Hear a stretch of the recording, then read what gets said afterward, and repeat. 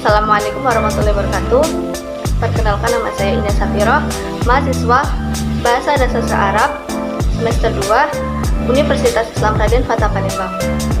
Pada video kali ini, saya akan menjelaskan mengenai al-mafail atau maf'ul-maf'ul, di mana video kali ini dibuat untuk memenuhi tugas akhir mata kuliah Nahwu Menengah. Baiklah, langsung saja mengenai al-mafail atau maf'ul-maf'ul. Dalam satu semester ini kita telah mempelajari mengenai beberapa kaidah nahwu, salah satunya al-mafail, di mana al-mafail ini terbagi ke dalam 5 bagian. Yang pertama maf'ul bih, yang kedua maf'ul mutlak, yang ketiga maf'ul fi, yang keempat maf'ul li ajli, dan yang terakhir maf'ul ma'ah. Nah, pada video kali ini saya akan menjelaskan lebih banyak mengenai maf'ul bih, dan untuk maf'ul-maf'ul yang lain mungkin akan saya persingkat penjelasannya. Untuk itu langsung saja ke materi yang pertama, yaitu mengenai maf'ul bih. Pengertian dari maf'ul bih sendiri yaitu al-ismu al-mansubu alladzi waqa'a ala fi'lil fa'il. Maf'ul bih adalah isim yang dibaca nasab yang menjadi objek dari pekerjaannya fa'il. Dari definisi di atas, maka dapat disimpulkan beberapa ciri-ciri dari maf'ul bih. Yang pertama adalah isim. Jadi maf'ul bih ini merupakan kelima isim.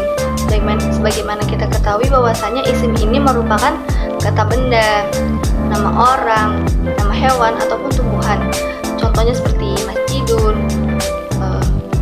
kitabun, kemudian zahratun, baqaratun, atau nama orang seperti Zaidun dan Ahmadun.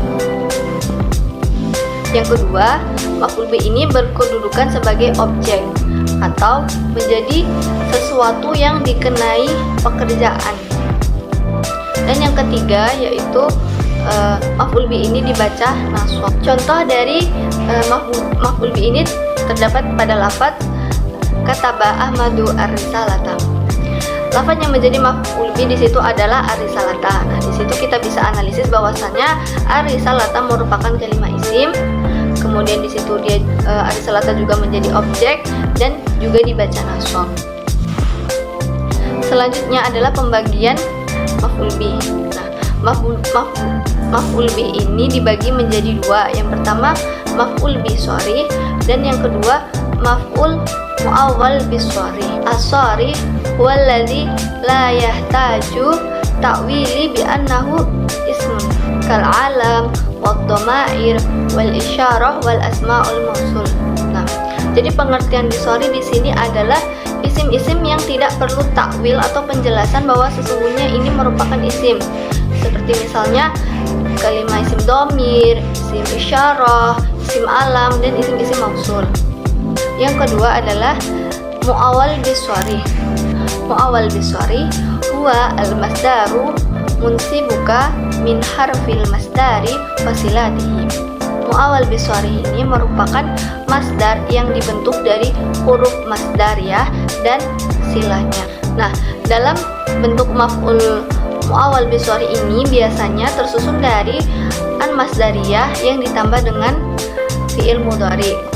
Untuk contoh dari muawwal bis-sharih terdapat pada lafaz walan tastati'u an ta'dilu bainan nisa'i walau kharastum. Di situ lafaz yang menjadi maf'ul masdar bis-sharih yaitu an ta'dilu, di mana an ta'dilu tersusun dari an masdariyah yang ditambah dengan fi'il mudhari. Kemudian keduanya di mahal nasab menjadi maf'ul bih muawwal bis-sharih. Selanjutnya adalah penempatan maf'ul bih. Sebagaimana kita ketahui secara umum bahwasanya maf'ul bih ini biasanya terletak di akhir. Namun ternyata ada kaidah yang menjelaskan mengenai penempatan maf'ul yang diawalkan atau didahulukan dari fi'il dan fa'ilnya. Untuk posisi maf'ul yang berada di akhir itu seperti biasa, seperti standarnya, yaitu susunannya berupa fi'il, fa'il, dan maf'ul.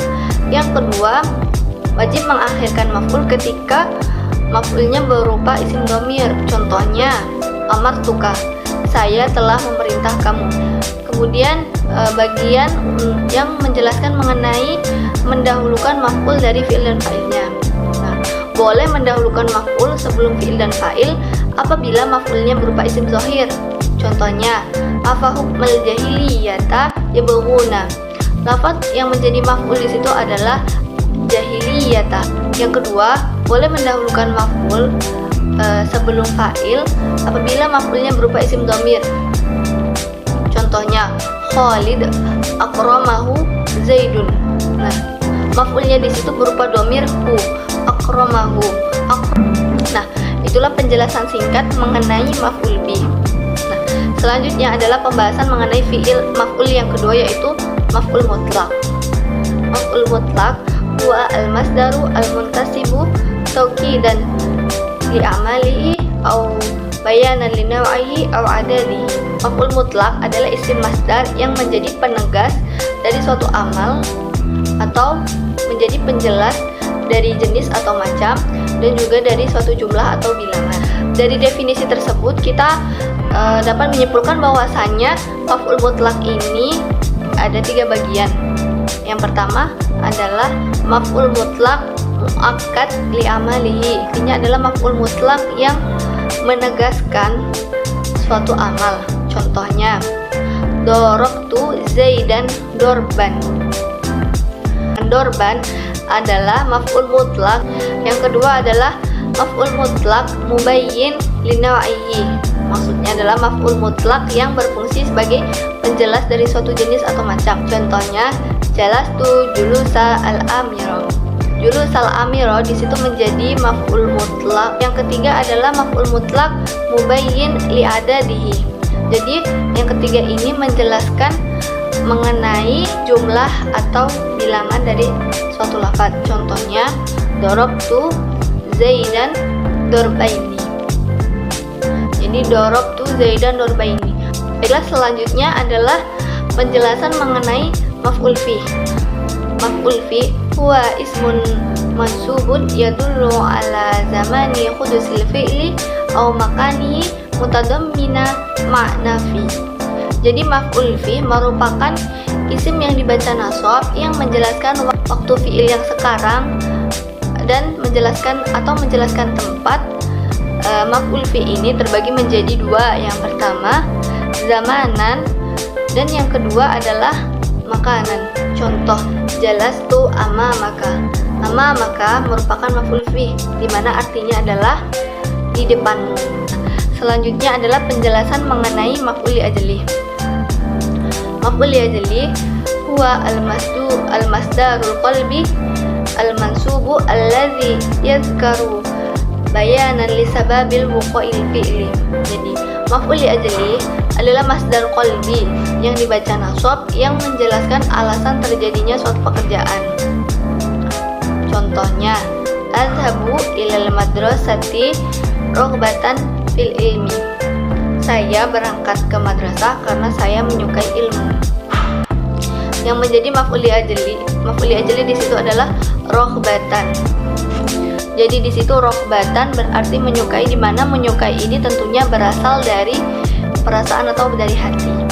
Nah, untuk penjelasannya yang terakhir yaitu mengenai maf'ul ma'ah.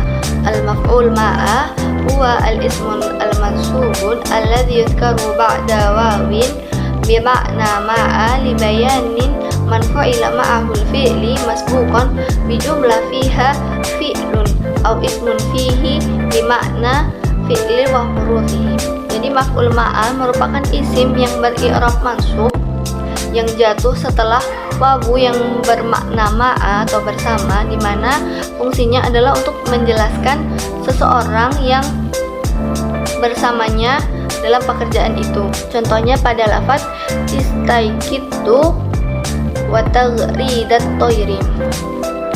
Saya bangun dan burung berkicau. Itulah tadi penjelasan singkat mengenai al-mafail.